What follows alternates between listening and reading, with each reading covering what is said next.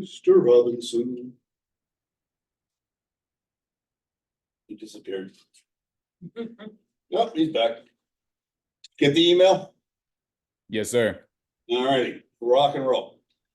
So this class is the very basic. You just got your real estate license class. It's very just conversational, sort of introduce you to some things that, you know, you didn't learn in P&P and things that you may come across sooner rather than later, and nobody ever told you about it, and why not? And so, you know, so hopefully give you some little bit of direction on getting certain things done, and blah, blah, blah. So it was a class that dear old friend who used to work real estate here with us, she formulated this a lot of years ago at this point in time, because she was one of those people that was very much a nurturer, and new agents would come on board and they would reach out to her and ask her all kinds of questions. And so she said, you know, maybe we should have this kind of real intro kind of a class for folks. And so that's what this is. It's never really been changed.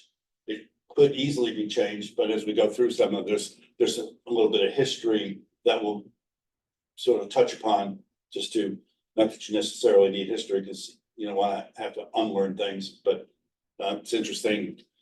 The history is interesting, and just how things have evolved and changed, and what's current versus what used to be current a very short while ago, so forth. But Kathy is a very dear soul and friend of mine, and she lives in Charleston, South Carolina, and she is selling real estate in Charleston, South Carolina, has now for a number of years, and she's knocking it out of the park. She's a very experienced person. You know, she's like in the 60-year-old range, you know, so she's not a kid. And in fact, she's just sent me a property, a condo she sold in downtown Charleston. It's sort of in a historic area, 1,600 square feet, $2.5 million. How's that? Yep. Not a bad, Sweet. not a bad payday. Not a bad payday. The beauty of real estate. Yep. My son's father and his family's from Charleston. I'm like, they have that river property, Yeah. that whole downtown area they built up, and I'm just trying to fathom like just. It's I If you mean, live in like North Charleston and outskirts, to live downtown is. yeah, our I mean, our prices have skyrocketed, a lot of property appreciation. Theirs have even more so than ours. Just, You're kidding. I mean, for Kathy to sell $1 million property now is like a blink of an eye, nothing, you know, it's nothing. Nothing. Tyler, do I have your info? I believe so. Sorry, I was having a little trouble joining. I registered on Eventbrite for the Monday broker class, and then it took me to a separate Zoom link. It said it was the Friday one. Well, life can throw you curveballs. All right. Yeah. I got your stuff, so I'll just send these few pages over to you. Thank you, sir.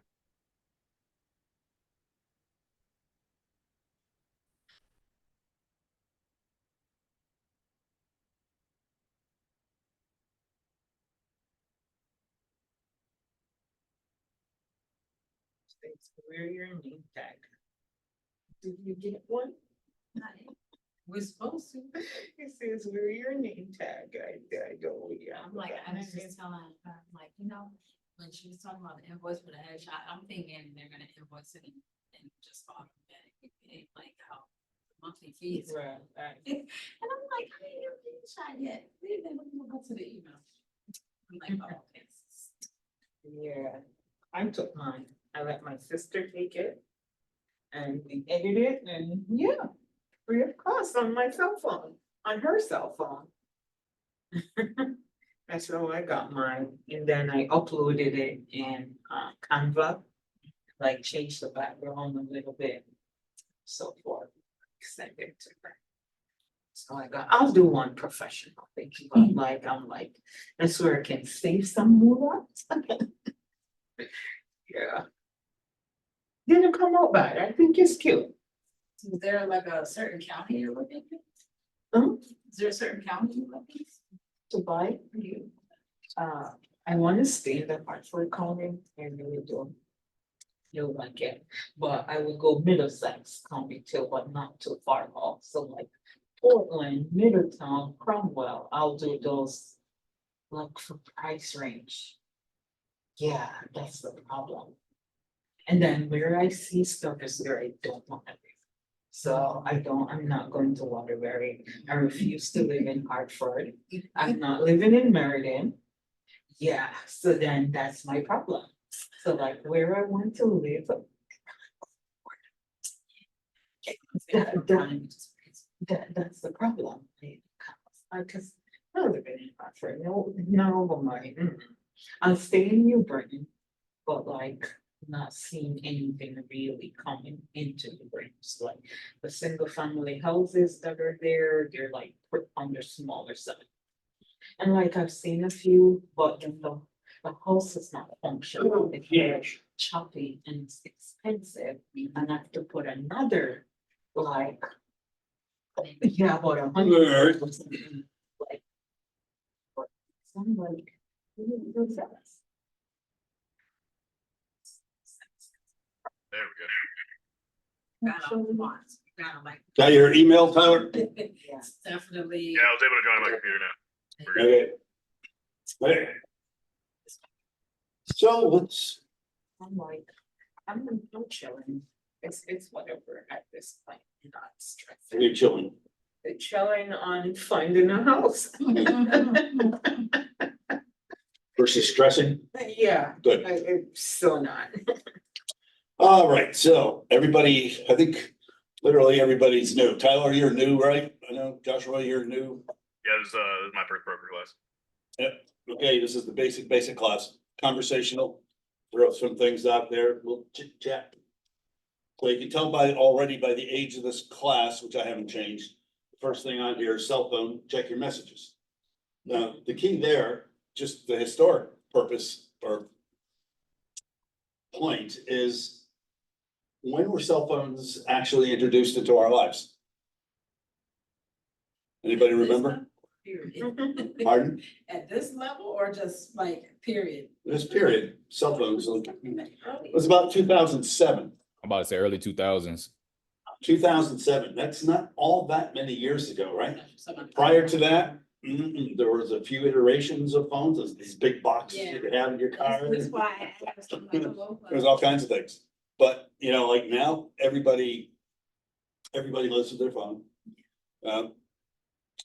The office environment used to have desk phones for every desk, and you had specific numbers for your desk, and then it went from not necessarily having a phone for every desk, but you would have a separate voicemail number that would be, you know, your own. And all that stuff used to be, and it wasn't so long ago that it used to be, and now everything is cell phone, everything, you know, just like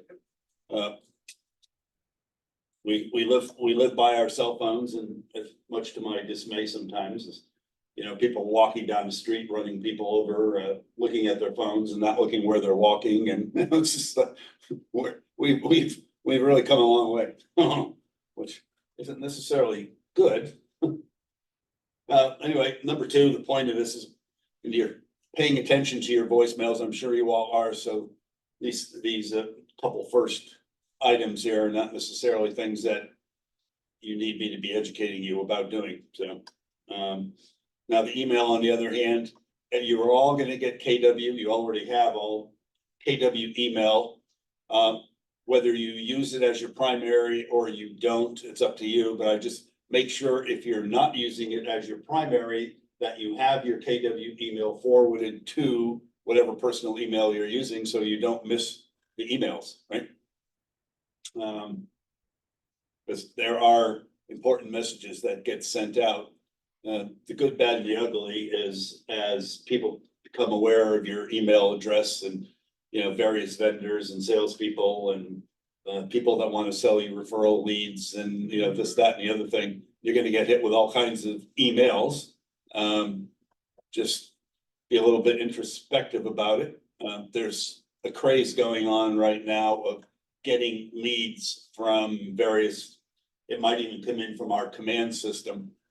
And somebody's gonna be emailing you specifically and they wanna buy a house and their information is gonna be vague and they want you to communicate to them on the WhatsApp. Just delete them. It's all scam stuff. So that's your first tip to stay away out of, getting yourself into trouble. If it sounds too good to be true, it is, you know, It is. like somebody wants, they're gonna be coming, relocating from some other area and they're coming here and they're sending you an email, you don't even know who the hell they are and you have no relationship with them, they wanna buy a $2.5 million property, right? Like, first inclination is I gotta stay in touch with these people. But you can rest assured if anything even looks remotely suspicious, just send it off to me and I'll, you know, don't get yourself buried in the weeds following things up that don't make sense. And can only get you in trouble. So number 4 on this list was keypad. So talk about short period of time, not so long ago, does everybody have an e-key system yet? Did they lease, you got your e-key, you got your e-key? Yeah. Josh, you got your e-key, Tyler, you got your e-key? So we're the e-key system now, Bluetooth through everything's through your phone. It was only a short few years ago that you literally had a separate keypad, and something you had to plug in and charge it every night. And if you failed to do that, you were out with a customer and you wanted to get access to a lockbox to get the key, and it was an electronic box, you could only do it through this keypad. But now there's no more keypad. But again, it was only, and it used to be such a pain for people because, you know, human nature being what it is, not everybody remembers to plug things in every night. And Mhm. it's pretty embarrassing if you're out on the street, you set an appointment up to show a property and you get there, nobody's home, and it's an electronic box and your box isn't working. And like, and who knows, maybe your clients just drove 45 minutes to get there. So- Always want to avoid those kind of embarrassing disasters. Which leads me to properties that have lockboxes. When you go to make appointments to show these properties, they're going to either have no lockbox and they're going to have an electronic box, which case you'll need your e-key, or it's going to be a combo box. And there are all kinds of varieties of combo boxes out there. The thing that's important is to make sure that if it's a combo box, you know what that combo is before you leave to go to the property. Because again, you don't know what the combo is and you're there at the property and you can't get a hold of the listing agent. The office is already closed and you've got your client there looking at you like you got 2 heads. So, I got a question. So on the listing that you want to do a showing, it will identify it being an e-key. yeah. Yeah, always, but just make sure you're paying attention to it. Back in the day, not so long ago, a lot of agents took their own photos and by and large, a majority of the industry has gotten away from that now. When you go on MLS, and you do your own searching, it'll be pretty obvious to you, with rare exceptions, when somebody has hired professional photography or when they've done it themselves. And the Mhm. do-it-yourselfers, I mean, all I can say to you guys is, unless you have a real affection for photography and it's a hobby of yours and something you take seriously, you're better off hiring somebody to go do those photos. You know, for somewhere in the range of $125, you can get your listing completely taken care of, nice professional photography. Now, if the house happens to be a tear down, use your good judgment, take one photo, maybe 2, one of the front, one of the back, probably none of the inside, and use your iPhone. Right? I mean, so don't go out and spend money just for the sake of doing it, but when it comes time to market and to list, let's call it just a normal property, condo, single family, multifamily. I mean, you want good photography. However, on the buyer side, going through, seeing some photos, I'm like, oh my. How beautiful. God, this is beautiful, yes. And then when I go and look at it, I'm like, wow. They did their job. Like at this point, I'm mad. Honestly, I'm Well, upset. she's looking as a buyer now, so Yeah. she's got real context in this conversation. Yes. And that's the fine line between you as a listing agent doing your utmost to present your subject property in its best light versus A complete lie. being a complete liar Yeah. and fabricating and, you know, and yeah, bad. Yeah, I'm So- angry. You got some integrity to deal with in this industry, so be careful of that part. Mhm. Because as a consumer, here she is, ready to strangle some agent already. Yeah. She- you know, Mhm. Like, this is a waste of time. Well, and that's part of that too, is it's a waste of time. Yeah, You go there as a consumer thinking that you're gonna see this really, really nice property, Mhm. nice condition, and you go there and it's anything but, and yeah, that's a real frustrating, it really is. you know, so there should be authenticity when it comes to photography, but, again, suggest you use professional people. There's plenty of them out there. If you need them, you know, if you need to contact any of them, we have names and so forth and so on. But if you really, you know, just the whole digital camera thing, if we have a few people that do really, really like photography and they do their own, but that's rare, right? So many years ago, not so many years ago, it was really common for most agents to take their own photos. Wasn't that many years ago. Now it's not so much, for good reason. Because I mean, here's the thing too, as a listing agent, when you get to that point, you get that first listing and hopefully the second, the third and the fourth and so on. What we do know is this thing, selling real estate, and it's a visual photo, video experience, right? And your name is associated with it. No, I mean, I don't know, agents that just do real sloppy photography work just to save a couple bucks. I mean, their name is attached with Mhm. every listing. And, you know, somebody, another agent, if they understand perhaps that they're gonna be in competition with you for a listing, they'll use it against you, right? I would, Cause you want. yeah. Look at Mr. and Mrs. Seller. If you use me, here's what you get. Wow. If you use her, here's what you get, right? You get it. Yeah. I don't know if the memory stick thing is even so, you know, several years ago, maybe I spent, probably not a bad idea. Keep one in your glove compartment just in case you might be at some function where there's some information, valuable information being provided that's not internet based. It's getting to be less likely now, but they're cheap. Put them in your glove compartment. Tape measure. This is a must to have in your car at all times. Mhm. And I suggest you get the metal, like the, you know, the Stanley 25 footer, or like, good quality flashlight in your car at all times. You know, you can get good quality flashlights for, been fairly small now, and the batteries will last for a long time, and don't rely on the one on your phone. Because those measuring tapes come in handy, and certainly the flashlights come in handy. You know, you go out to a property and it's 7:30, 8 o'clock at night in the summertime, and it's getting darker, but and it's in the woods and it's heavily treed, and then you got electricity, but the light bulbs in the basement are out, and so you can't even see where you're going, and, you know, just always keep a flashlight. The other my other little tip, have a little first aid kit. Keep that in your car, because you could be a hero. We go out with people and we go see properties and we're walking around inside, outside. Well, you know, people are gonna bang their knee, they're gonna fall down, they're, you know, somebody's gonna get a bloody wrist, or it's inevitable. So be prepared, be that little hero person. Take care of the moment.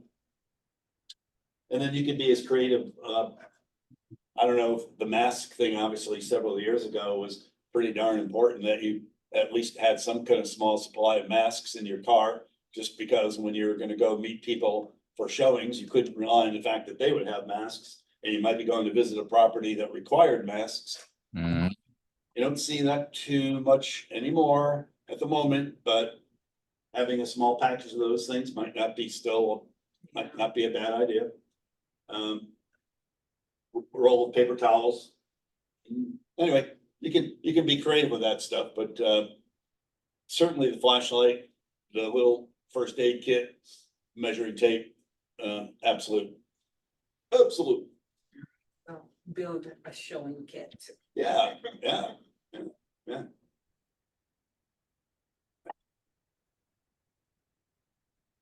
So number 9. This is somewhat confusing for people. And even though you go through orientation with Brianna, when it comes to getting your sign panels for your listings, the ones that hang out on the lawn, we only buy those from one company. It's called Jack Pratt. And you order them online and we proof them before you pay the money to buy them. But as part of the emails, there are a number of KW approved vendors, number of sign approved vendors, and you periodically will get emails and they'll be offering discounts and sales on various signs. You can order any sign you want from any of the approved vendors for KW except the sign panels. All right, so don't get schnookered into buying somebody's signs that are offering them at 50% discount or 25 or 30% off or whatever it might be, because we only order those one panels, the one size from the one company. Now, if you're gonna get like directional open house signs, they have here, well, let's see. There's a sign company, Oakley, they're fine. I would not use Jack Pratt for those. I mean, you could if you want, but they're really heavy duty gauge metal. And if you're putting them in and out of your trunk, they're kind of heavy. They'll last you a long time, but leave it up to your discretion. I would either go with Oakley. Another sign company is Lowen, Lowen. And if you go to their signs and KW signs, you go to their panel or their tent open house signs. I would suggest getting the lighter weight metal ones. And then the panels themselves, I would make sure that you spend a little bit of extra money if you got marketing money and personalize them, because you can go and get the generic ones that just say open house. But if you're gonna put those signs out on a given weekend and leading towards a listing, why not have your name and phone number on it, right? Mhm. It's several hours worth of pure marketing that you don't have to pay for. And we know next to the internet rather, not intranet, but next to the internet, that sign, those signs out on the lawn are a rather large attractive for potential buyers. So I would just suggest you have them personalized and spend a little bit of extra money doing that.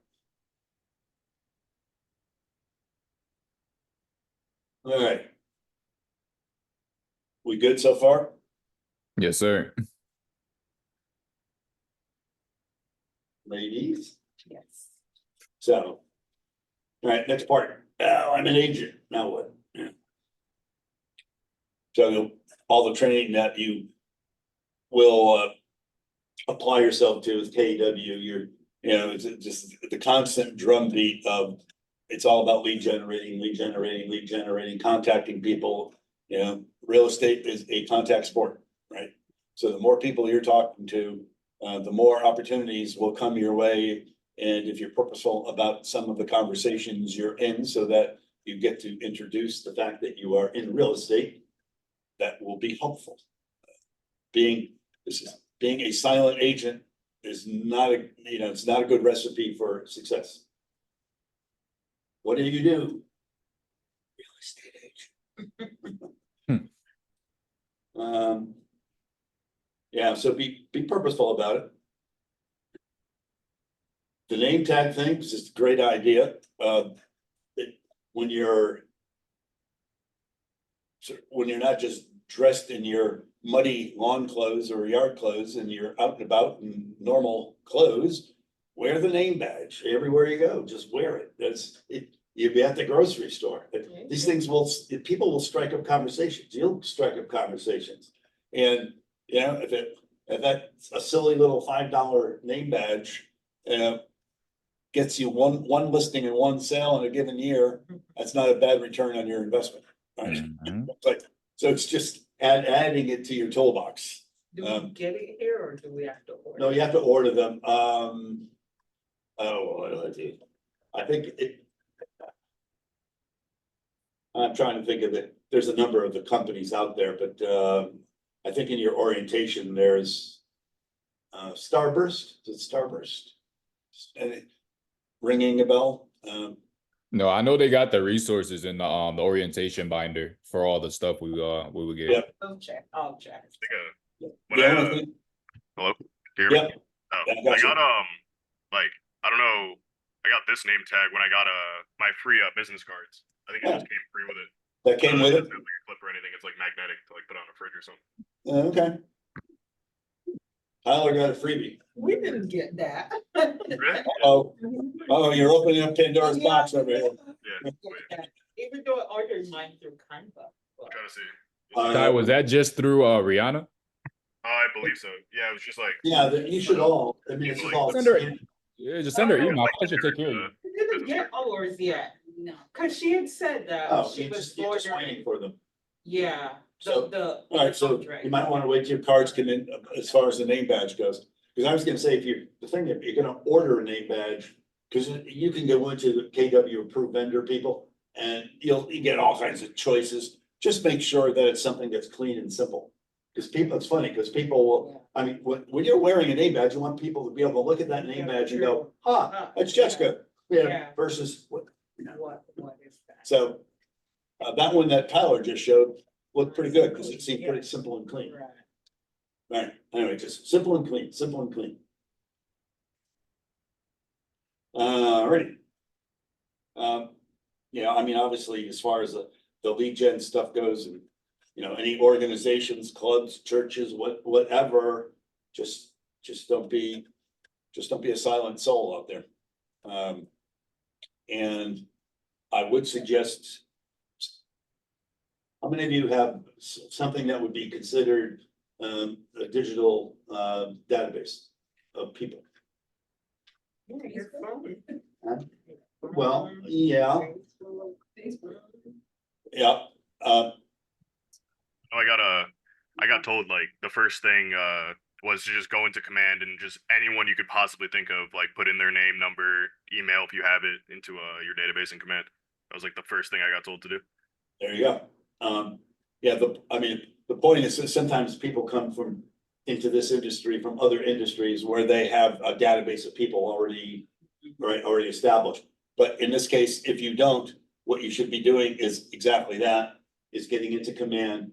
And it's a little bit labor intensive to begin with, but the people you know, the family members, the people that you play sports with, the whatever people, start adding them to that database and then obviously information is important. So most important, you need their name, you need their email address, phone number. If you got those three things, you're off and running.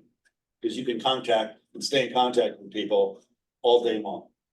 And there are so many campaigns within command for you to reach out to people and provide them with valuable information. And you can do it by pushing a button, you know. I mean, in the recommendation within the Keller Williams world is that you're probably contact wise, either on the phone or a visit, probably 4 times a year. And maybe 3 of those 4 would be via a phone conversation follow-up. But creating that database and then basically growing the database as you meet and come across new people and then systematically communicating with it. And if you do that, and you're disciplined to do that, because that's lead generation, if you're disciplined to do that, there's absolutely nothing to stop you from being successful in this business. It's just where people fall down is nobody's running after you, and you're not, you're responsible for your own activities, right? And if you discipline yourself to do the activities and create the database, speak to the database, grow the database, watch out, it'll happen. It will happen. So don't be a secret agent. Now, the other thing I don't know if they mentioned this, Tyler, but if in the various vendors, the marketing vendors for Keller Williams, and there are a number of them, but one of the companies, ABG Graphics. If you go to ABG Graphics and you go to the Keller Williams site within ABG Graphics, they have all kinds of marketing material stuff. But one of the things that bring to your attention is they have these 3x5 cards, little white nice 3x5 cards, Keller Williams, and they have blank ones, and then they also have pre-printed ones that just say, hey, I'm letting my friends and neighbors know that I'm now associated as a realtor with Keller Williams, blah, blah, blah, blah, blah. And it's nicely printed. And what you should do with those, in my opinion, is you should order enough of them to mail to those people that are in this database that you're creating. And depending on how big that database gets, let's just say you had friends, family, neighbors, past business people, the church, you have 250 people that you can come up with, right? And so you're gonna add them to the database, and then I would literally, it's powerful stuff. I would send them a handwritten, not a label, but a hand addressed 3x5 card announcing you're in the business, several of your business cards in there, and you do the mailer, and then you follow up within a week or so with a phone call just to say, hey, Mary, just checking in, hope you got my card, and just, blah, blah, blah. It's just a way of touching base. Making You it said it was ABG what? ABG Graphics. Graphics. Yeah,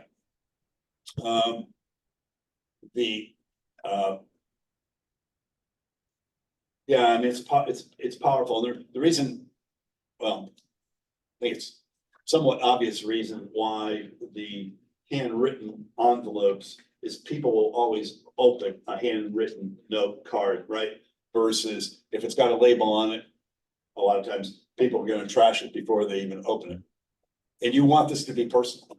So even though if you get the ones that are pre-printed, fine, but you can still write your own little notes, just something. No, the handwritten one really works, because when I did my mortgage with Movement Mortgage, I got a little note and it was handwritten. I was like, who's sending me something handwritten? And I ripped it open right there and then. There you go. Yeah, because it's like, oh, people.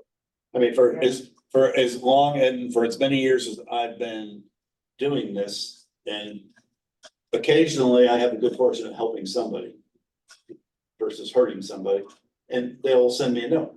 And John, thanks so much. I mean, I always remember those. I keep them and I remember those. So the handwritten note can be very powerful, and I think it's sort of gone out of vogue, so to speak, right? So just some little tip from me to you.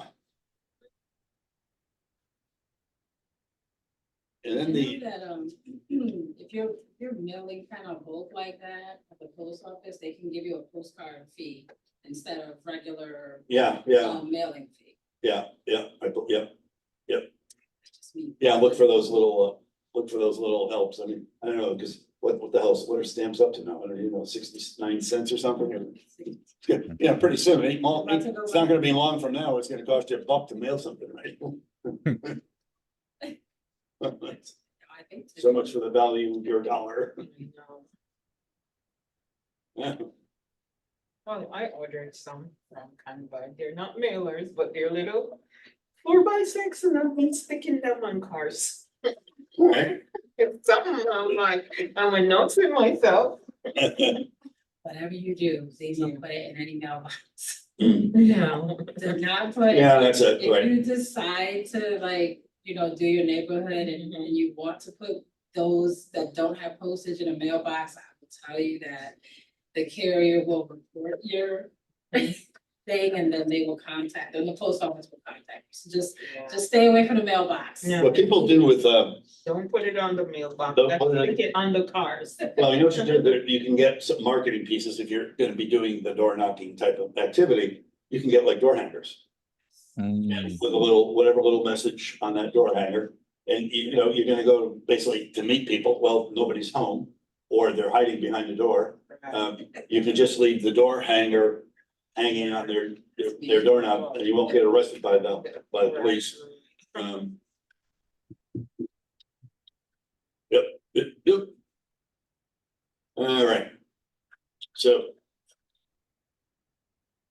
Be social. And then the next part, okay, some of these little quirky things that you may come across. So in preparation, let's talk about maybe you're gonna be working with a buyer. In preparation with working with that buyer, you're hopefully going to have a real sit-down buyer consult. Now, there's a great class through the Ignite training that deals specifically with the buyer consultation, needs, wants analysis, getting to the heart of the matter, being very, very professional, and in lieu of running out and showing a property that somebody says, I gotta see this, you wanna first sit down with them and go through, what are they looking to accomplish, and what time frame are they, and how are they going to do it? And so you have that buyer consult, you introduce them to the buying process, the mortgage process, the various kind of paperwork that they ultimately will be signing. So you're doing a good professional buyer consultation. And as part of the next step would be, if they're going to be financing, getting a legitimate pre-qualification letter from a legitimate mortgage lender, right? And so let's say we've got the buyer consult. Yep, they look good. They're really interested. They're showing motivation to want to buy, and they are going to finance. And yes, they can provide a pre-qualification letter from a reputable lender. And now we're feeling better about setting up appointments and actually going out and showing property. Because you don't want to just put people in your car or meet them at properties without that, because it's either they're gonna finance, in which case we need the pre-qual, or if they're going to pay cash, then we need a proof of their funds to close on a property without financing, right? So now that we've done that, now the next step is we're going to assign them to a buyer representation agreement, because we feel like we've got people that we want to be in relationship with, and they want to be in relationship with us. We get them to sign the buyer rep agreement. Now we're ready, literally, to move forward and, go look at properties. So has anybody shown a property yet? You're supposed to. Just the open houses, What was that, Josh? just the open houses, not like actually showing properties to buyers. All right. I've shown two. You've shown two? All right, and you've obviously looked at your own, so you can consider that a showing. Yeah. Can we just go to an open house or do we just reach out to the listing agent? You could go to anybody's open house, but, I would look to see who's doing our open houses, and, I mean, most of the people will be very gracious if you just, just introduce yourself if you don't know them already, and you're just there to observe, and you can ask lots of questions of what they do. And who is it, Jenny Alamo that just, Adorno rather, but she had just, now Jenny Daisy. Yeah, that's the one I went to, with, Rolando. Yeah, she was very open on showing the process, Yeah. the how-tos, and pretty much answer all the questions that we had for her. And it's so far the few people that I have came across, everybody's real open and trying to help you out. So I feel like all you gotta do is introduce yourself and ask. Yep, yep, no, I think you'll find that to be, that's who we are, that's who we are as a group, so you'll find that to be true. How do you put out the open houses? Well, open houses would be posted in the MLS. So you can see who's doing them. Sometimes if you can go with Facebook and whatnot, in our internal Facebook group. Listing agents, sometimes they're looking to do open houses on a given weekend, they're looking for people to help. Because the listing agents, they've got 10 listings and they want to do 3 open houses, obviously, they can't be at 3 places at once. So those opportunities present themselves. And to, Joshua's going, how many consumers showed up that day? The one that you were doing? Like 5 or 6. And out of those 5 or 6, were any of them seemingly potential available buyers? Oh yeah, a bunch of them were. And to our credit, if we're gonna do it, there's a lot of people that was just going because it was a fact that it was an open house, Yeah. looking to buy. So she was saying it's an opportunity. If that agent is okay with it and you guys discussed it, as a possible lead generation. Yes. Yeah, because the agents that will say, they'll look for, can somebody hold my house open at such and such an address? When you agree to do that and you're going to be that agent representing the property at that open house, anybody that comes through that is not hooked up with some other agent and seems to be a good candidate, that's your opportunity to develop that relationship. So, yeah, the listing agents aren't going to be asking you to turn over those people or any such thing. They're yours. All yours. So as far as showing properties, once you got everything ready to go, we got them signed up to the buyer rep agreement.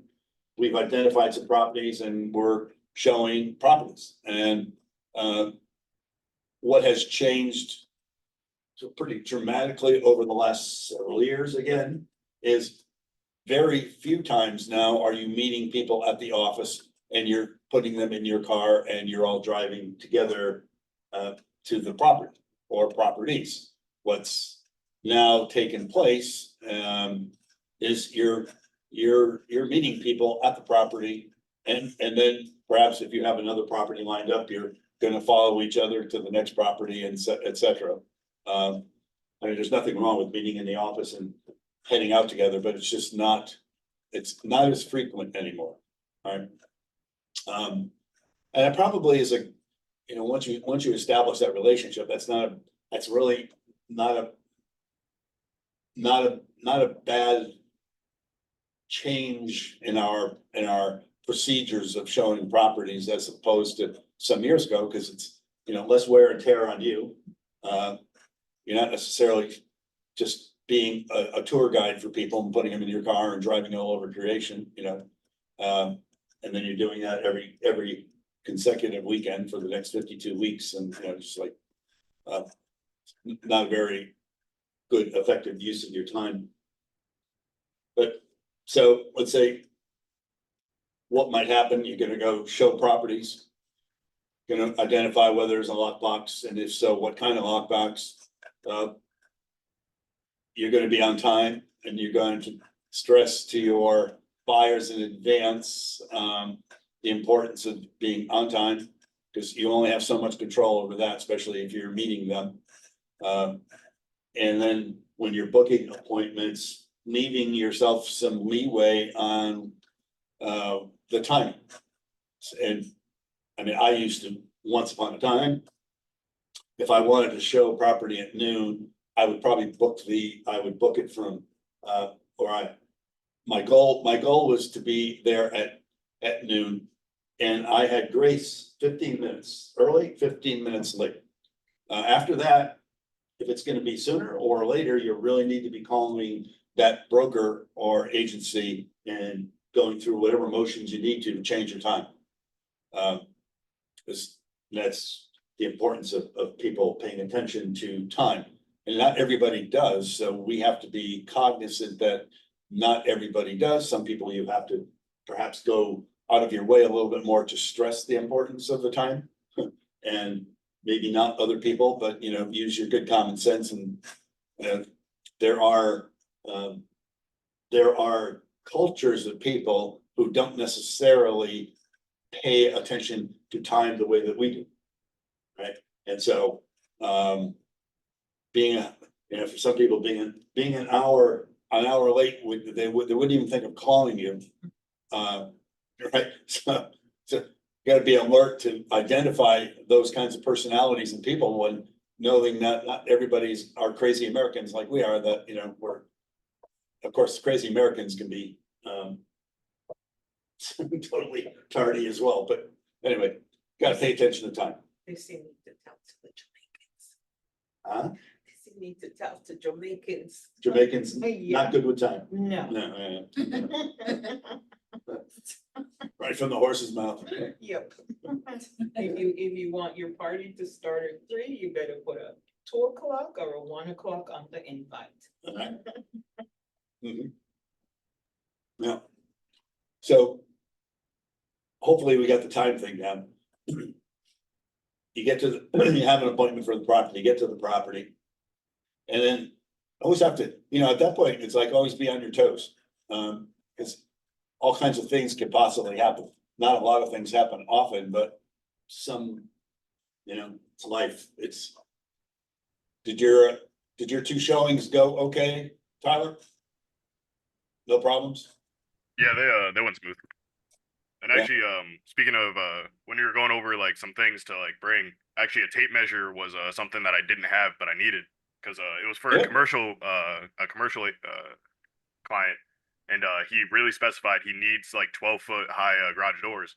And we asked the listing agent, be like, "Hey, do you know how tall this roof is? Like how tall the doors are?" He's like, "Oh, I don't know. I'll look into it." But if I had a tape measure right there, we could have just Yeah, banged solve that that question right one. out of the way. Yep. Yep, go get that tape measure. Now I know for next time. Yeah, there you go. So what do you think for, if you're showing normal size house, we're not talking about some big mansion or something, normal size house, how much time would you think to allocate for a showing? 30 minutes to an hour, maybe hour max, but 30 minutes. 30 minutes, 30. 30. 15, 30. Tyler, you got a thought? You did a couple of, Yeah, I was gonna say they both lasted around like 30, 45. really? Okay. Yeah, I mean, I usually say to people, you're probably 15, 20 minutes most of the time. And then, so you have to, again, who's your client? And I always tell the story of one of my very first clients, out of state people. He was working here, his wife was back home, they haven't moved the family yet, but he was an engineer. The guy would, he'd like to go in the basement. He had time to kill after work, so I would get to show him properties after work. And he liked to go in the basement and he liked to look at all the pipes and the HVAC systems, and he would spend inordinate amount of time over nothing. And he had no interest in buying the house. But it was like, okay, let's move it along, Unfortunately, I was a brand new agent at the time and I didn't have enough smarts and didn't have enough education to sort of take a little bit of control over those showings and the timing of them. So, and that could be important if you've got showings for properties lined up one after another, to make sure that you in advance set the expectation with the person about, if we're running a little bit long here, then I'm going to ask that we move along because we have commitments and we can Mhm. always come back to this one. So, but I wanna set that expectation versus just pouncing on them, hey, we gotta go. Cause it's like, yeah, how we, this is like over, how do we treat people and how do we say what we say to people and in what manner so that it's received well and not feeling like we're, not caring about them, so to speak, right? But I think generally speaking, the first showing, you're probably gonna be closer to 20 minutes than longer, but anyway, just keep it in mind that again, it's a timing thing. You don't wanna get bogged down and start falling behind, because once you start falling behind, then if you had a whole number of showings, doesn't happen so much today. Again, that's another change where somebody coming in people still do relocate from out of state. And it was not uncommon where you'd have people for a weekend, this is their first trip in, they're looking to see the towns and they're looking to see property in the towns. And you might have 15, 20 properties lined up in the course of 2 days and trying to stay on track with all that. Oh, and they got the little kids too. It's like, it could be logistics, warfare for us. And the other things that could happen with these appointments. So you got an appointment, you got the time, they're there, you're there, you go and you start walking up the steps to go to the house and you hear the barking dog behind the door. Nobody gave you any instructions about a dog. Is it a friendly dog? Is it a dog that's gonna rip your head off? And so, I mean, it's like, okay, I mean, what do I do? What do I do? Do I take a chance? Cause I like dogs. I'll be cool with the dog. And well, reality is not every dog likes you. That's What? the dogs. If there's dogs, I don't like dogs. Yeah. Period.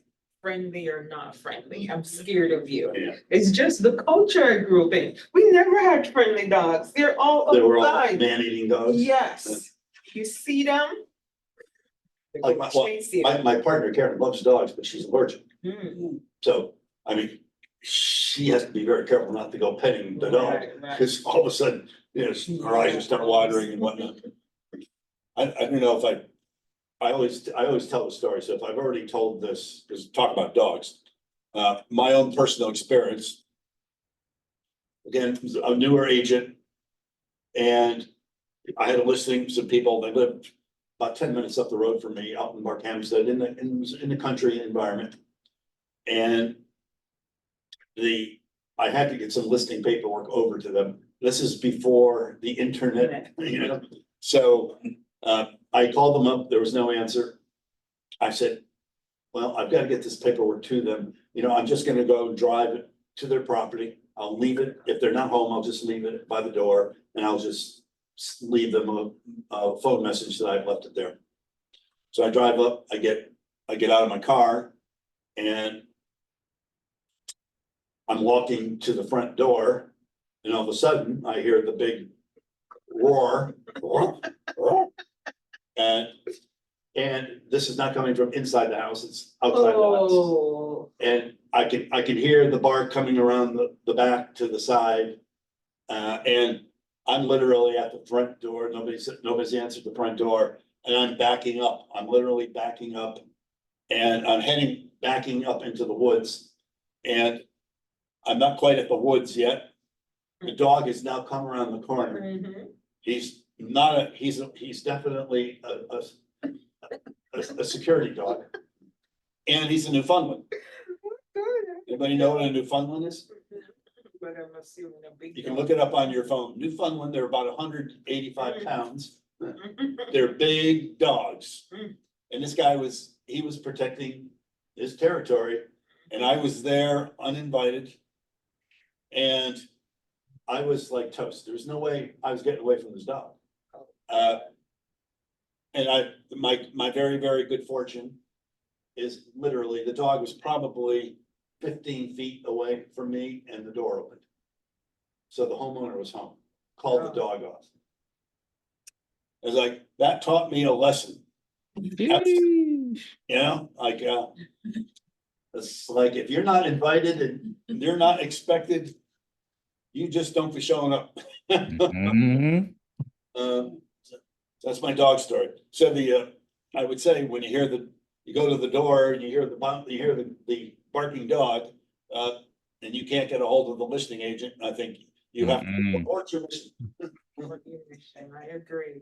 You know, another thing that can happen, you go to the door, you knock on the door, you ring the bell, nobody answers. Well, no, nobody was supposed to be home. Okay, fine. You use your key, you get inside, and all of a sudden you start hearing beep, beep, beep. So they have a security system, but nobody told you that the security system was on. So now you've already triggered it now. Yeah. So now what? I mean, He's just coming. you say, yeah, is it, who's coming? All you can do is, stay calm, and try to get a hold of the listing agent and try to get a hold of the brokerage and, we'll see what happens. Sometimes, yeah, who knows where the alarm might be going to.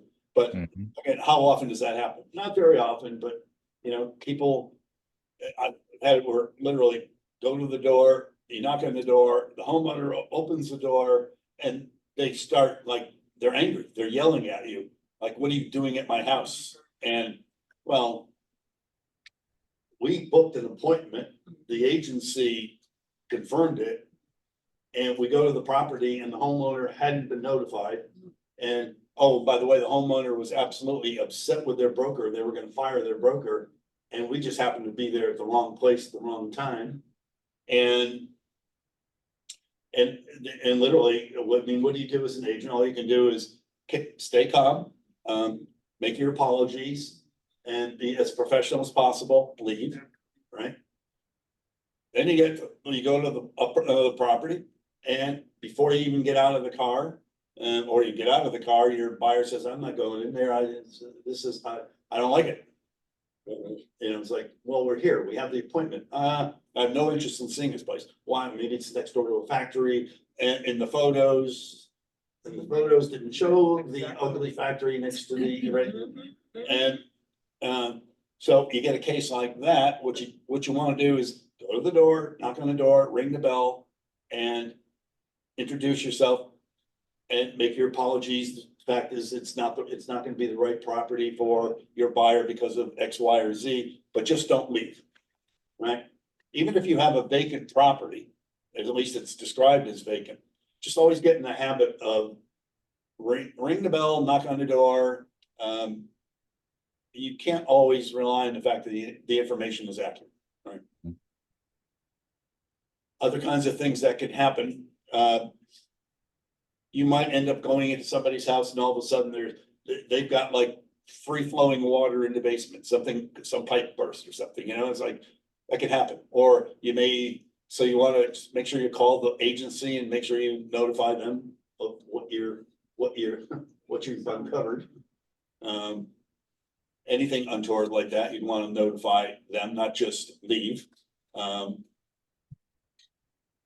Inside, outside stuff. If the lights are on, you leave them on. If they're off, you leave them off. This is where we have to be cognizant of, and it might be a dark day, a really dark day, and the listing agent has not communicated, in my opinion, has not communicated very well with the homeowner about the importance of leaving the lights on dark days to showcase their property correctly. And they turn them all off and you go in there and it looks unappealing. So you're gonna turn all the lights on so you can have a nice showing. And just gotta remember to turn all the lights off when you leave.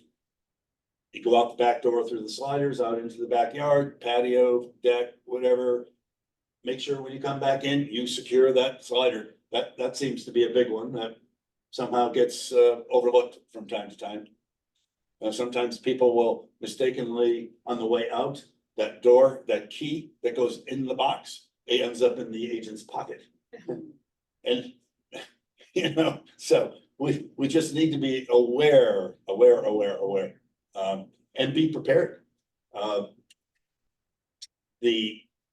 Something we never really had to think about much at all in recent years, up until recent years, was whether a homeowner had surveillance going on, video or audio, while a showing is taking place. You have to assume now that that's a possibility. So you want to educate your buyers. As far as the feedback and the yak it up stuff goes, we'll do that after we leave the property.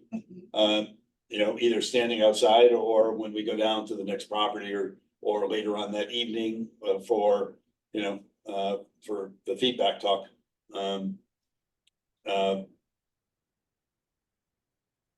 Well, I'll tell you one more story. This is not me personally, but the dog story was.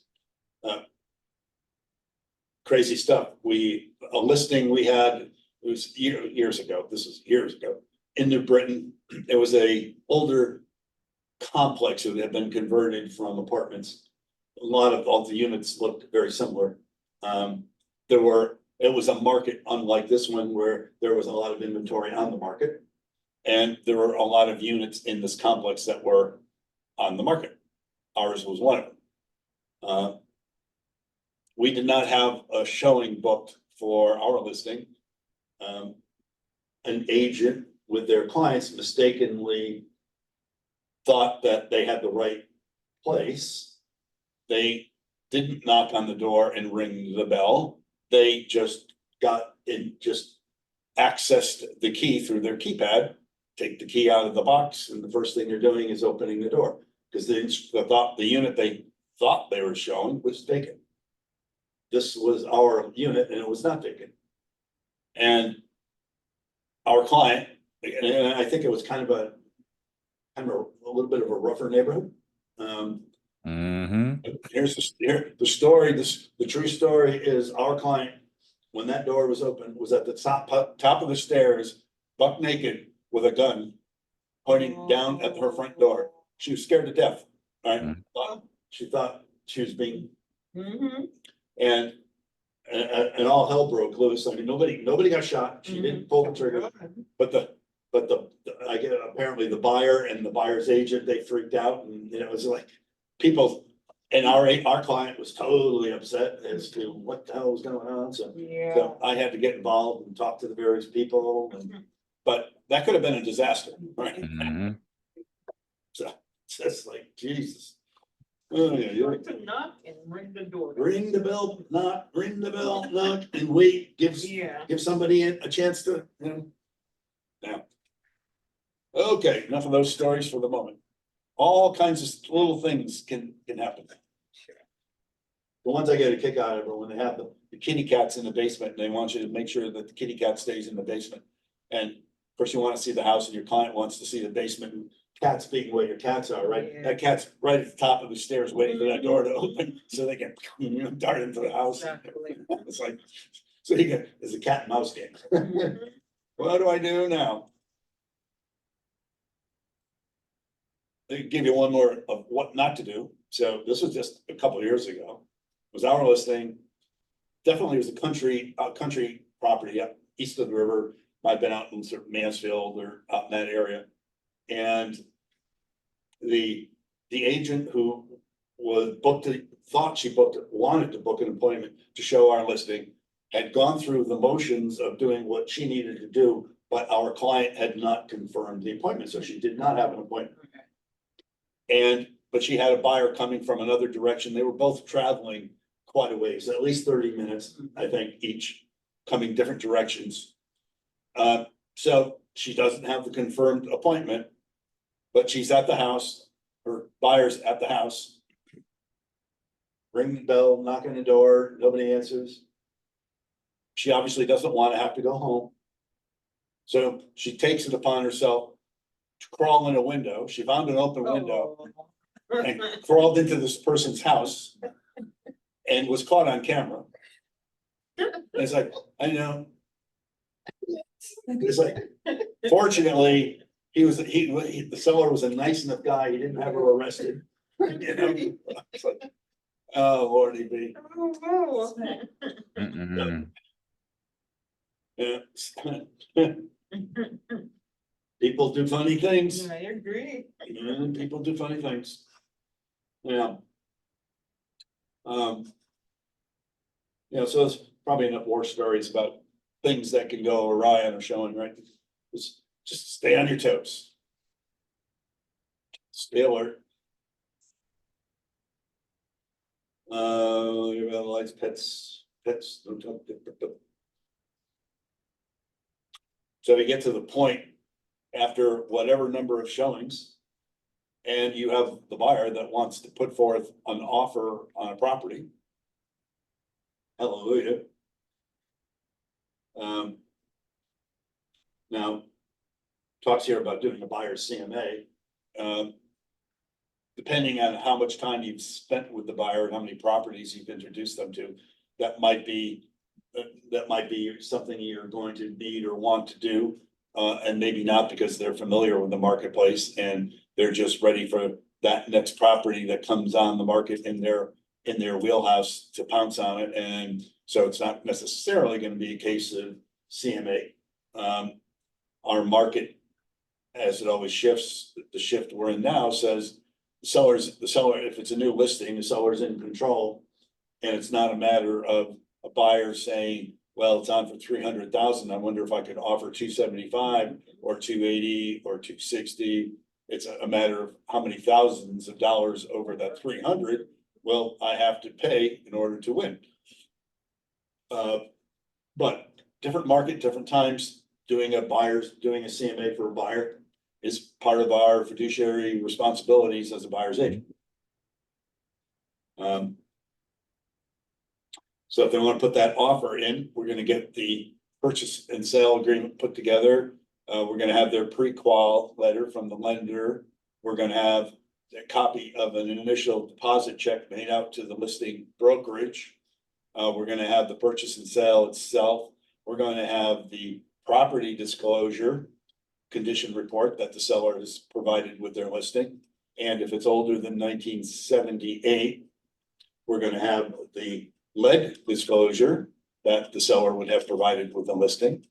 And the seller may also have included the inclusion exclusion form. That's those things the seller is planning to leave with the conveyance of the property, and then the things that the seller is planning to take, right? Now, with very few exceptions, the property condition disclosure is a required form or document, 8-page document, and the lead disclosure, if older than 78, is required. The inclusion exclusion is not. It's a realtor convenience form. So if it's provided and your buyer reviews it and everything seems okie dokie, they can sign off on it and they would send it in with their offer. The offer itself would be 5 pages, because our purchase and sale is 5 pages. Is everybody Greater Hartford member? Mhm. Everybody's, yeah. So Greater Hartford purchase and sale is 5 pages. If there were an inclusion exclusion, that would be a page 6. It would be numbered page. There might be some other riders that would be attached as part of the agreement. For instance, maybe it's a well and septic, it's not public water and sewer. So there would be riders attached, 2-page rider there for those two. That would be numbered pages. All the riders are numbered pages. The inclusion exclusion is a numbered page. The property condition disclosure is not, and the lead disclosure is not. They would be initialed and signed off on appropriately. They would be submitted with the offer, but they are not numbered pages. Does that make sense? Or I don't know if it makes sense, but pretty clear on that. Yes, sir. So once that's all put together, you're going to be electronically communicating that to the listing agent, probably, it could be through DocuSign, or it could be through .loop, it could be through a PDF, email, but electronic communication. And then you're going to let that listing agent know and it could be email, text, let them know that you have sent it over and to please communicate with you when they've had a chance to review it.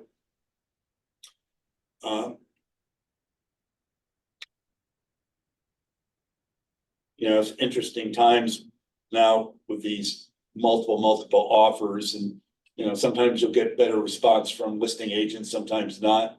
But you should always make the effort to try to communicate with that listing agent.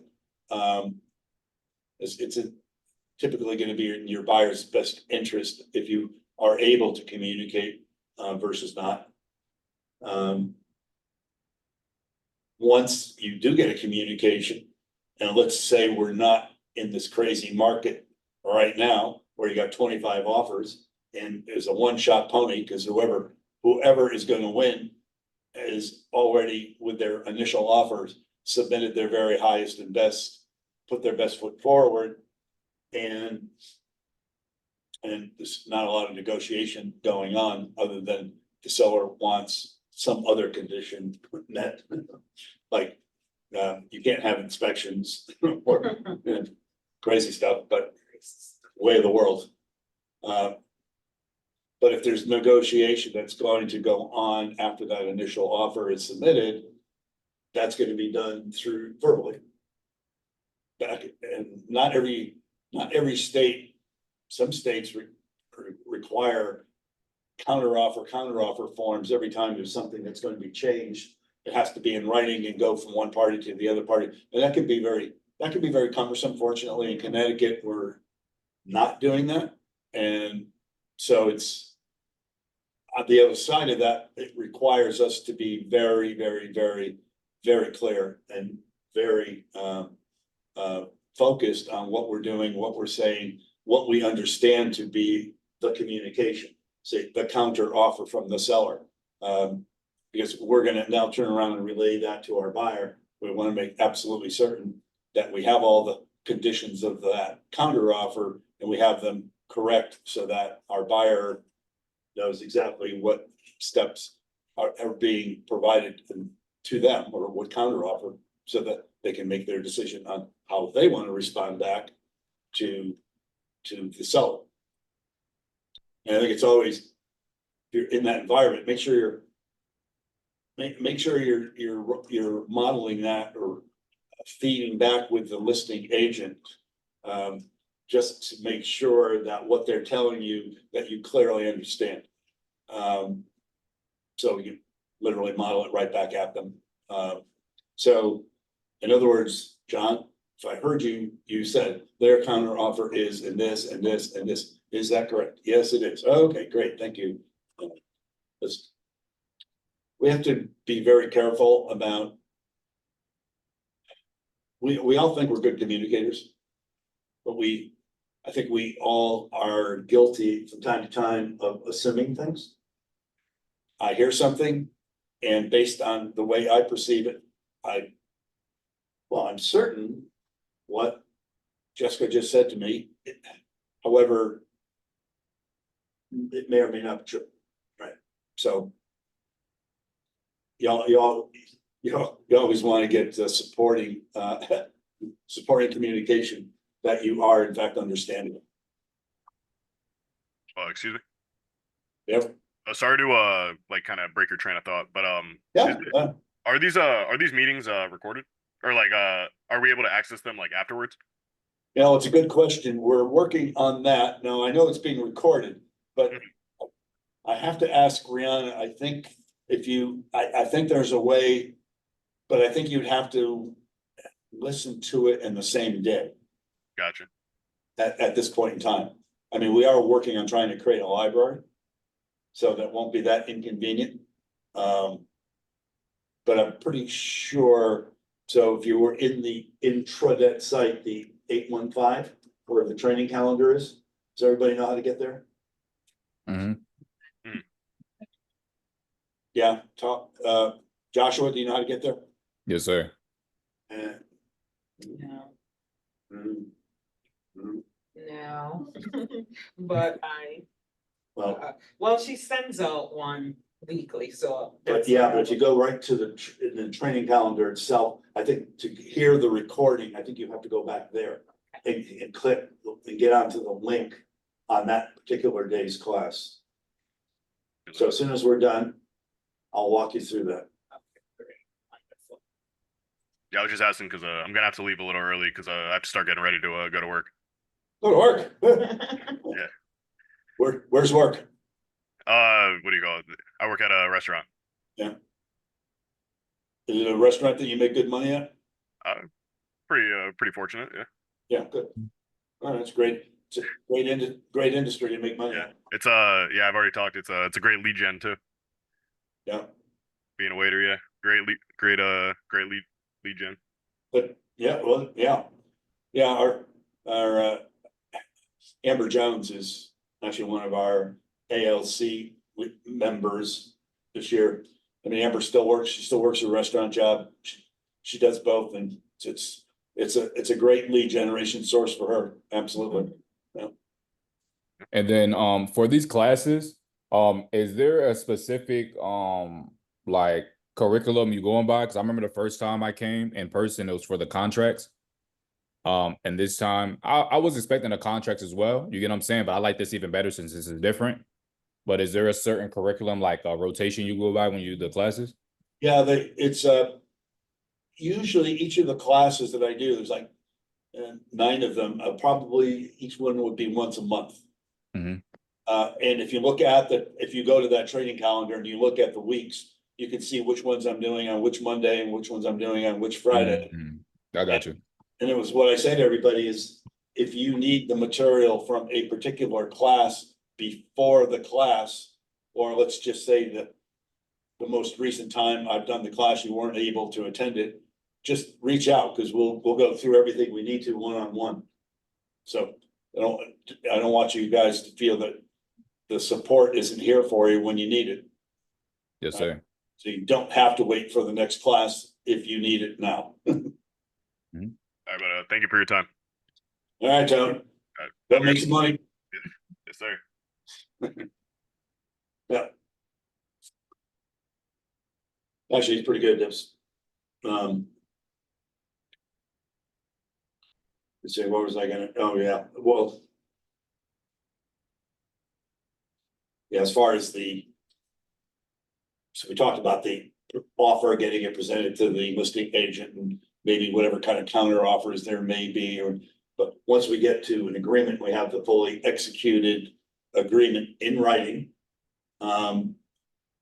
Then it's a matter of now our buyer, setting up home inspection dates, making their formal mortgage application with their lender. And so we need to be cognizant of now the dates that come into play. Second deposit, if there is going to be a second deposit, is going to be due within so many days. The mortgage application should be done right away.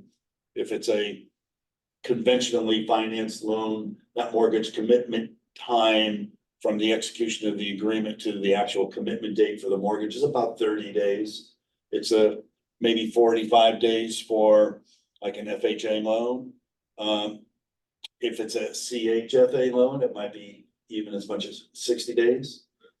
So there are some variables in terms of mortgage commitment time. Then home inspection contingency, kind of roundabout, might be somewhere in the 10-day range from the execution of the agreement to have all the inspections completed that have been requested and agreed to.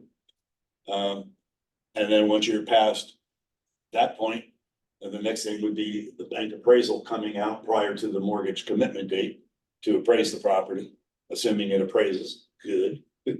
And we're also going to be dealing with closing date.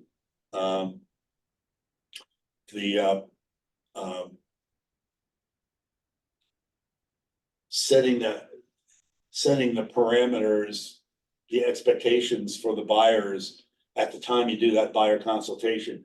And then as you're showing property, getting them familiar with the process. So this is what's going to happen now. Here's where we are now. Here's what happens next. And then here's what's happening. And then here's what happens. The more of that we can bring to the table to help people lead them down the rosy path, so to speak. And it sort of totally reduces anxiety and stress. And I do suggest that you give, whether you're going out for a listing presentation or you're dealing with a buyer, that first buyer consultation, give them the various documents that ultimately they're going to be signing when they go to purchase the property. And then get them familiar with reading the material. That way, down the road, when it's time for them to write that offer for the property, they're familiar with the documents. And it's not a matter of, and let's say you're doing it electronically, they're at a different location than you, so you're not sitting eyeball to eyeball. But you've already familiarized them with the documents, and so you can focus on the really, really important parts of filling in the various blanks that need to be filled in on the documents, such as how much do they want to offer? How much of a deposit do they want to put down? How much are they going to borrow? When do they want to close? When are they going to have their home inspections?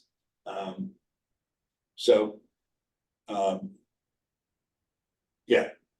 And then the other part with buyers, I covered this in my bulletproofing transactions class, which is a Friday class. It's this thing called buyer's remorse. So make sure you have a conversation with your buyers, especially if they're first time people and they've just done this exciting thing and they've gotten this offer accepted and they have a fully executed agreement to purchase this property.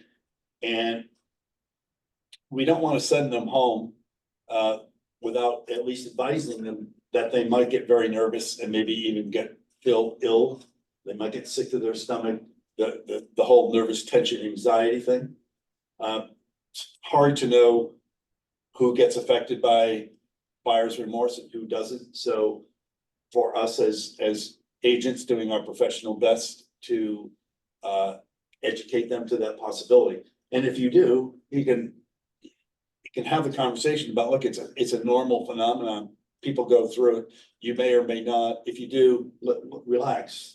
This is a good thing. You're moving forward, have a glass of wine. See, again, the more expectations that we can set for people, if the thing, whatever it is that we're setting the expectation for happens, there's a calmness about it versus people panicking. Would you all agree? Yeah. Yeah. So, we want to be the cool heads, we want to be the cool heads and also show people how much we care that we're taking the time. I don't know, when you finally buy your house, you're gonna have that conversation with yourself. Yeah, I know I am.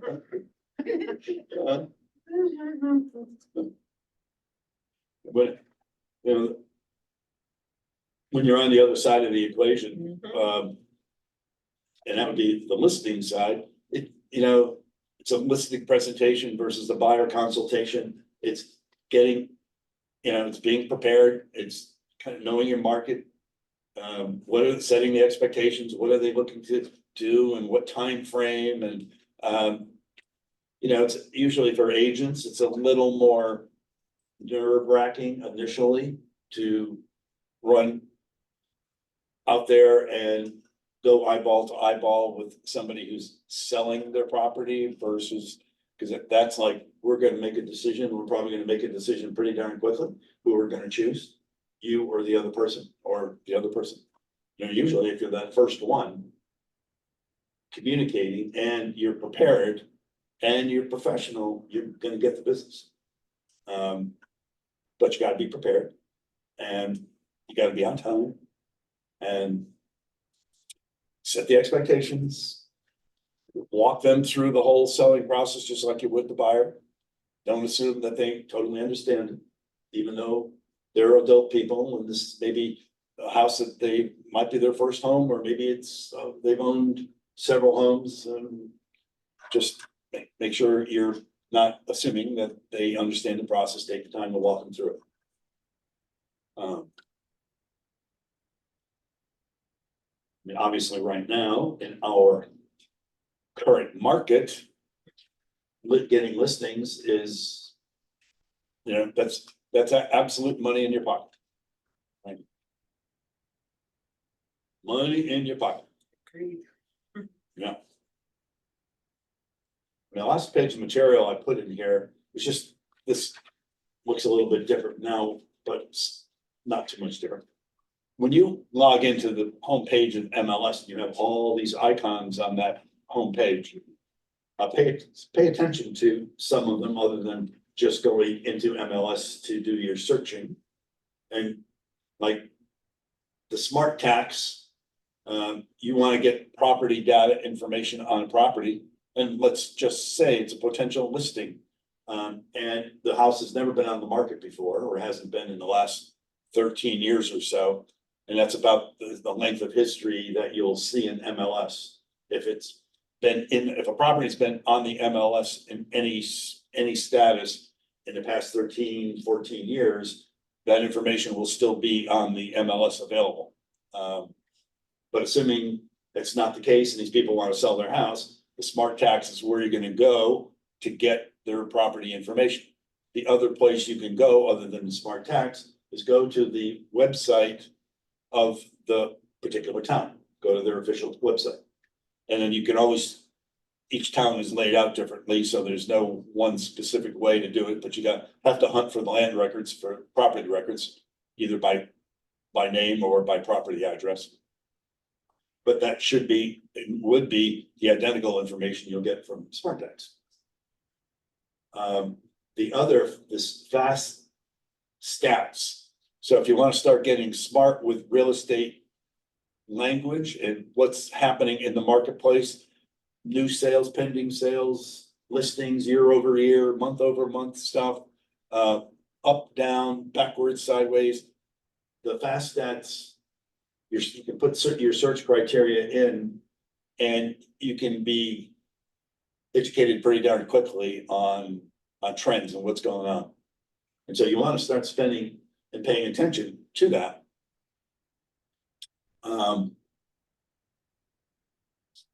The transaction desk is a place where you can also go and get forms. So for you three, if you opened up transaction desk and it's like on the far left-hand column going from top to bottom, there are a whole bunch of icons vertical. And if the fourth one down is like, looks like a form, you click on open up the forms, it will have for you, three, it'll have all your Greater Hartford Association of Realtor forms. It'll have all your Connecticut Association of Realtor forms, and it'll have all your MLS forms. So you can sometimes just real quick and dirty rather than going to Command and DocuSign, and that you can get the documents really, really quickly. And they're printable, they're emailable and whatnot. You're gonna want to spend a little bit of time with RPR, and they have classes on how to use the RPR system. A lot of information. People are generating CMAs from RPR. But that comes from the National Association of Realtors. So it's very, very, very valuable information. And the My Flood status, I don't know if this is one you have to pay for or not, but I think if you go to Smart Tax, I think you'd have access to the flood status on a particular property from there. You can see the Connecticut Association of Realtors for all kinds of information, forms, whatever. Their information is right there. If you're dealing with your local board of realtors, like that's where when you have to pay your local association of realtor fees, that's where you go. It is go to local boards and you click on Greater Hartford, open up Greater Hartford, go to the portal, and you can take care of your business there. Department of Consumer Protection, so let's cite lots of information from the Department of Consumer Protection.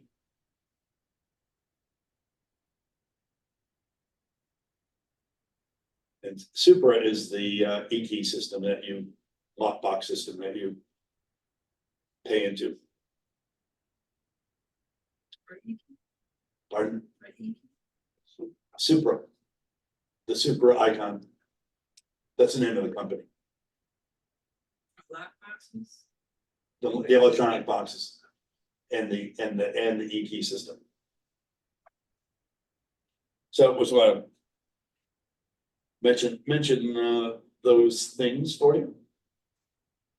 Authentisign is another thing. You can transfer documents through Authentisign to have people electronically sign. Yeah. All right. All right. I'm good. Questions? Anything pop up? Anything you want to know? For the offer side, for when you're a listing agent, and you bring them to your client, how long do you have within getting a offer to get back to the buyer agent? 5 minutes. So pretty much, all right, this is the offer, yes or no? From There is no time frame for this, and again, depending on how good is the offer,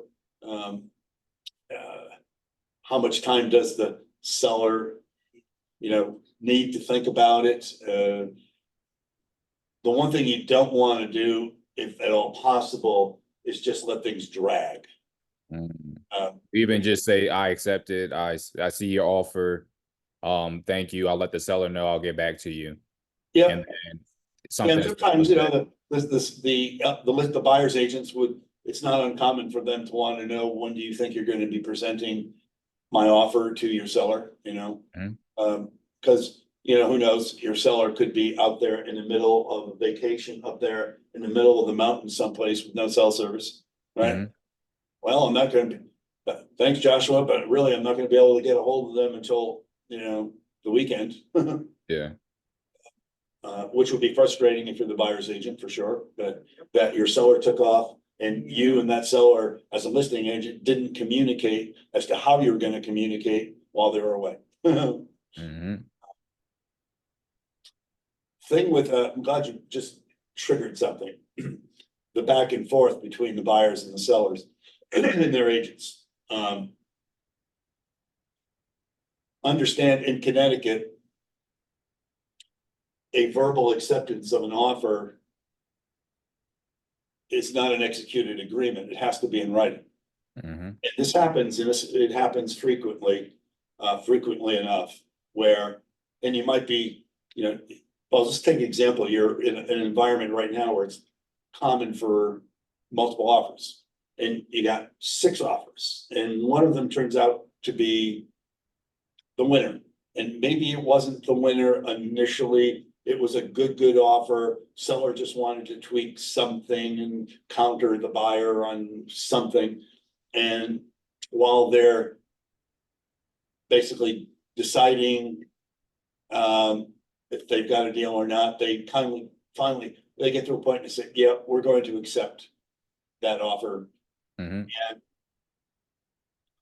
just be always aware, if you're that buyer's agent, you've got to caution that buyer to understand that even though the seller is giving a verbal acceptance, anything can happen between now and the time this document is executed by everybody. And the seller's not obligated until it's executed in writing. And it'll happen. Some agent's gonna call the listing agent up and go, hey, what's going on? Where are we? And all you say, oh, well, the seller's just accepted this offer. And I'm that buyer's agent. I go, well, Joshua, is it in writing? Well, no, we're in the process. Oh, it's not in writing. I'm on the phone, I'm talking to my buyer. I'm back on the phone with you in about a minute and a half. My buyers have just increased their offer. Here it is. Now you're obligated to go back to your seller. Right? Absolutely. And now the seller has a decision. And that decision might be, look, I made a commitment, and I can tell you there's no guarantee because all of these scenarios play out. Seller gets this higher offer and says, no, I feel obligated. I made a commitment to these people. I'm going to honor it. Okay, that's noble. That's good. no problem. Seller says, whoa. That is, I want that offer. I'm going with Yeah. that, right? Money talks, and I don't have any personal relationship with this buyer, and matter of fact, maybe the buyer in negotiations has been a pain in the ass. And for whatever the reason, seller says, I'm gonna go with number two. Now, of course, they have the right to do that, right? And of course, you as the agent who represented the buyer, who told them verbally that they had an agreement, now you're going back to that buyer's agent, the buyer, your buyer, and telling them they don't have it. And of course, they're gonna be angry, and they're gonna be angry at you. Right, and they'll be angry at the seller, but they'll be angry at you, they'll just feel it's totally wrong. The other possibility is they get that higher offer, they feel some obligation to your buyer, and they say, hey, Joshua, go back to your buyer, as long as they'll come up to this price, I'll stick with them. And any one of those three can play out. So to avoid that conflict, make sure you get before you start notifying the other agents that there is an accepted deal, make sure it is fully accepted, executed in writing. That will avoid the potential crazy chaos that could happen. Right? Yeah, people, and it's not like people, that seller that says, yeah, I'm gonna go with your offer, it's not like, it's not like they're, at the moment in time, that was the direction they were gonna go. Now, if I'm that buyer's agent, going back to the scenario again, if I'm that buyer's agent and we've now got a verbal acceptance, and I want to know, how soon are you gonna get this thing signed? Well, it's 10 o'clock at night, it's probably in the morning. We'll get to it in the morning. Well, that sounds reasonable. But I can only tell you, stuff happens all the time. And so as a buyer's agent, your job is to try to impress on that listing agent to get the documents signed by the sellers as soon as you can. Now, how much control do we have over that as the buyer's agent? We don't.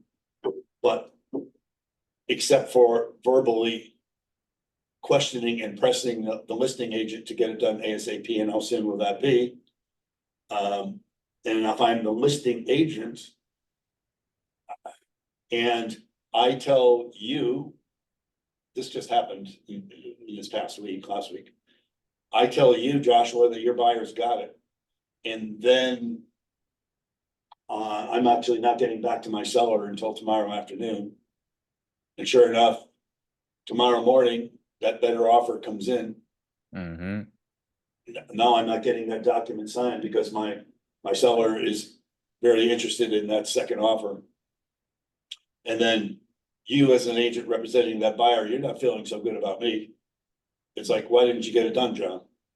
And then you gotta not only deal with me, but then you gotta deal with your own buyer.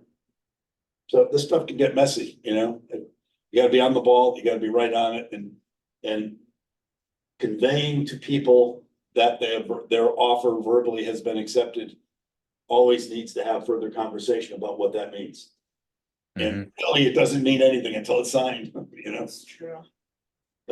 Other than, hey, based on the news we have right now at this moment in time, we're looking good. Yeah, that's very important, because that will save your relationship if you're having that right conversation with your buyer. Because at the end of the day, if they get the rug pulled out from underneath them, they're not gonna be able to look at you and say, Joshua let me down, or, yeah. So that's what I got for you today. All right, sounds good. And 2024. I did have another question too, if you had a few seconds.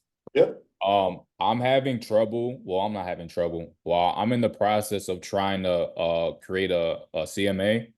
Yeah. With the property in Ashford, and it has no comps in the area. Last week, Monday, I actually got to do a thorough walkthrough. Yeah.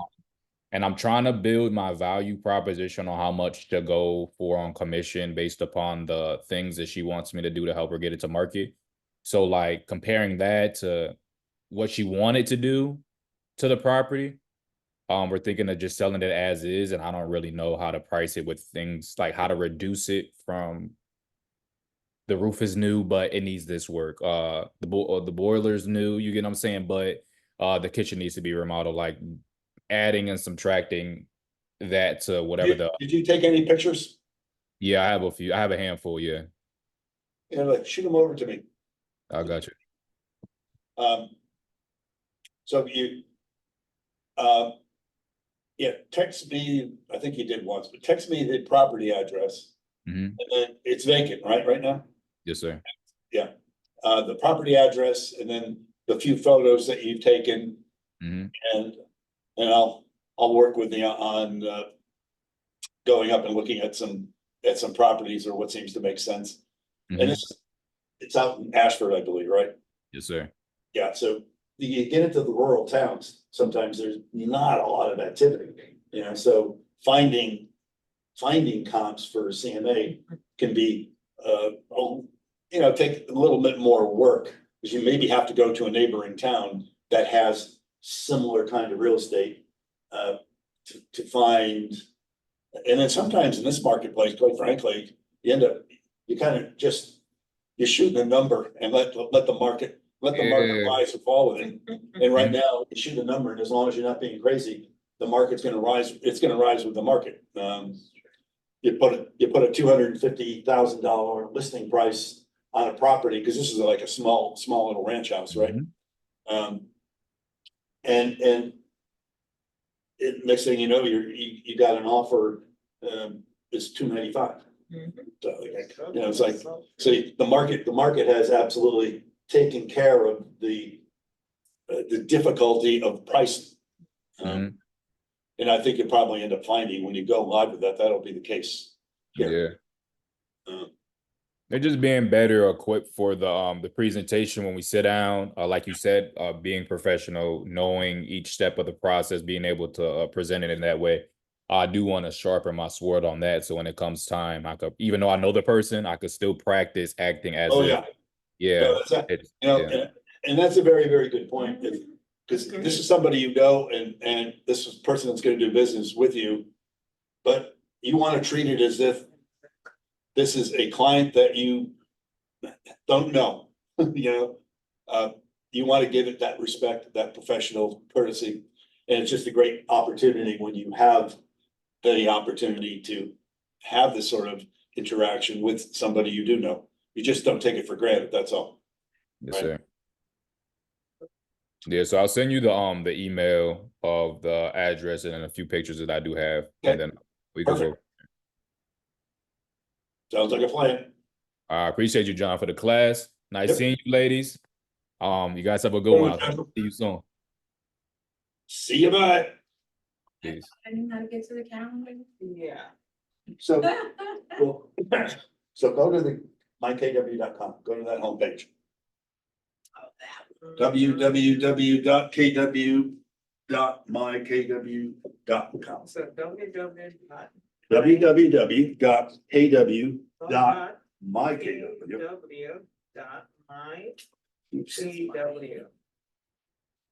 Okay. .com. Yeah, ma'am. Mhm.